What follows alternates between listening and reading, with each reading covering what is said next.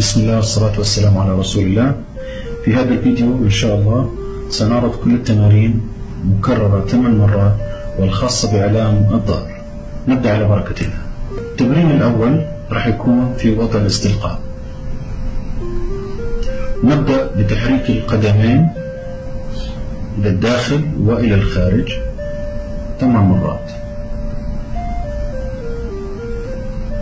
التمرين الثاني نقوم برفع القدم اليمنى ثم اليسرى كما هو مبين. 2.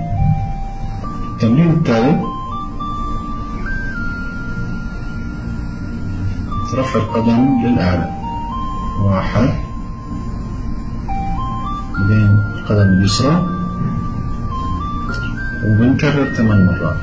بنحاول نخلي القدم دغرية بقدر الإمكان. آخر مرة 8.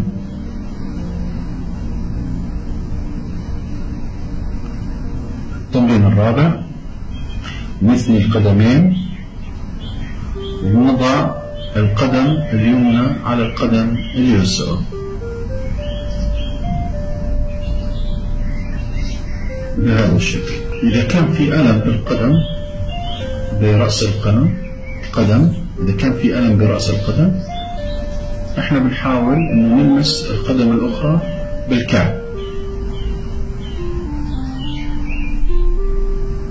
الان التمرين الخامس من نفس الوضع، نحمل الجسم الى اليسار قدر الاستطاعة ومن ثم الى اليمين. طبعا بنمارس التمرين بكل هدوء وبدون شد.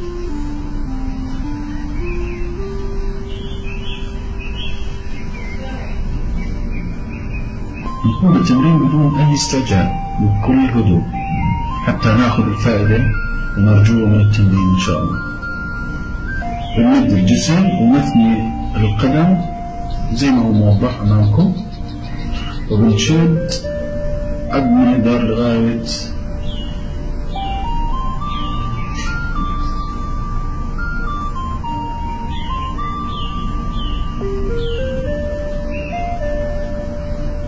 نمسك القدم لعدة ثواني من ثم نرجعها مكان. نفس الشيء القدم اليسرى عدة ثواني برجعها مكان. طبعا هذا التمرين بيعمل على عملية استرخاء لعضلات القدمين. الآن التمرين السابع، نسحب القدمين تنتين على الجسم وبنمد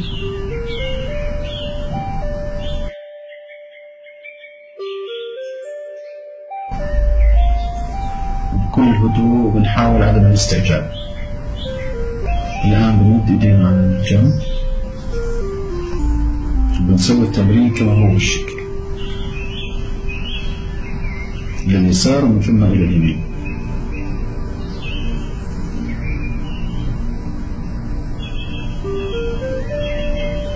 هذا التمرين بيعمل على إرخاء العضلات الظهر. والآن التمرين الثاني نبدأ بتحريك القدم إلى داخل الجسم وعدم تحريك اليدين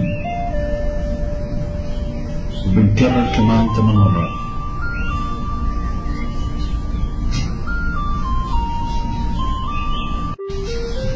الآن التمرين التاسع، بنمد القدم إلى الخلف قدر المستطاع،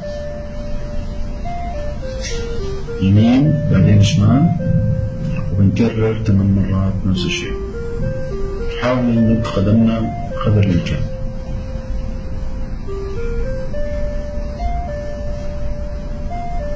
التمرين اللي بعده اللي هو رقم 10، بنمد الإيد والقدم عكس بعض، اليمين مع اليسار واليسار مع اليمين، وبنحاول نمد جسمنا قد ما نقدر.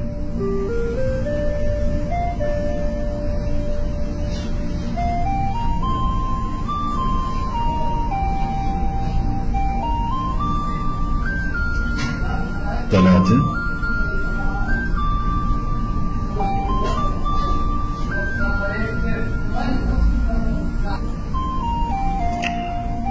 الأخير التمرين رقم 11، وهو بما يسمى بحركة القطة والكلب، رفع الظهر إلى الأعلى قدر المستطاع وخفضه إلى الأسفل. برضو بنكرر 8 مرات.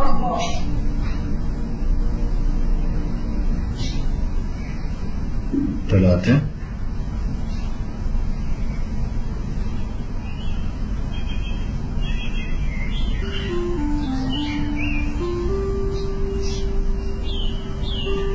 وبهيك بنكون احنا خلصنا التمارين الخاصة بآلام الظهر، وإن شاء الله الشفاء للجميع. السلام عليكم ورحمة الله وبركاته.